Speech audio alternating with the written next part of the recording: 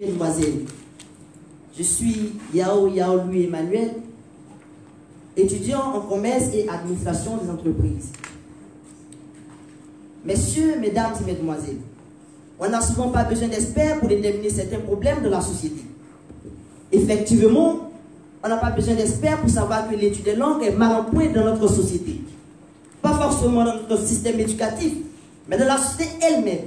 Et cela à cause d'une perception sociétale fautive, se traduisant par des raisonnements insolites dans des propos abracadabrantesques selon lesquels l'étude d'une langue n'apporte rien de concret.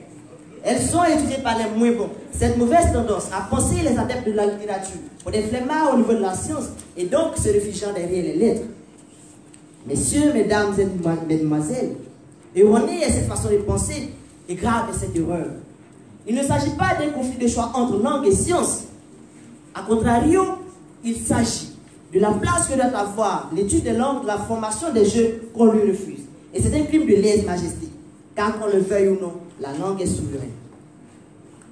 D'ores et déjà, affirmons clairement la nécessité d'une réflexivité sur le rôle prépondérant du savoir linguistique dans la formation et l'insertion socio-professionnelle des jeunes.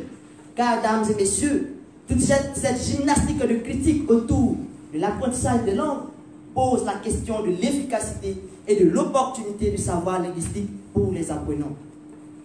Au premier abord, la maîtrise d'une quelconque discipline passe nécessairement par la maîtrise de la langue dans laquelle elle est enseignée. Or, toutes les disciplines utilisent une langue, d'autant plus que celles qui se réclament plus utilisatrices de chiffres que de lettres, de théorèmes que de la grammaire, des propriétés ou encore des lois que les règles d'accord sont les plus nécessiteuses en compétences linguistiques accrues. En l'occurrence, la mathématique, la physique, la chimie, parce que les théories et les principes qui régissent la résolution de problèmes dans cette discipline sont élaborés en fonction d'un certain nombre de critères complexes. Elles utilisent les entrailles de la langue pour parvenir à leur fin. Par ailleurs, les compétences linguistiques sont devenues indispensables dans le monde professionnel actuel, avec le phénomène complexe de la mondialisation. À juste titre, être polytechnicien, polytechnicienne, diplômé et archi-diplômé, ne suffit plus pour être à la hauteur des nouveaux défis des entreprises relevant de cette globalisation.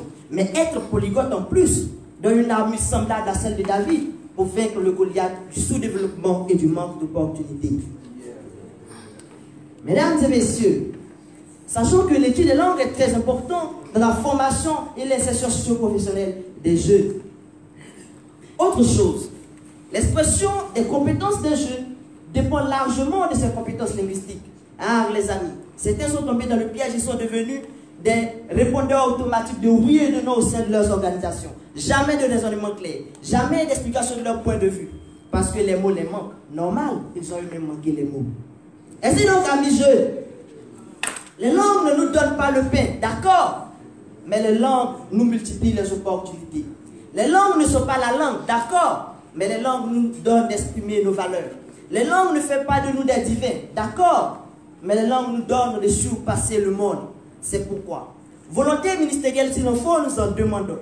Volonté administrative au sein de nos établissements et instituts de formation juvénile, s'il en faut, nous en demandons. Car sans la langue, les jeunes de ce pays ne peuvent s'affirmer. Alors, c'est le pays qui tombe. Sur cette tombe de ce pays, serons-nous dignes de l'espoir confondé en nous nos pères? Je parle en souvenir de l'ambitieuse tour de Babel, détruite par la destruction de la langue qui permettait sa construction, symbole de l'unité de ses constructeurs. Mesdames et messieurs, veillons à garder en mémoire ces dires de Reg Handley, et je cite, la maîtrise d'une langue, sinon la langue est le moteur de la transmission de la connaissance. Fin de citation, fin de mon plaidoyer, je vous remercie.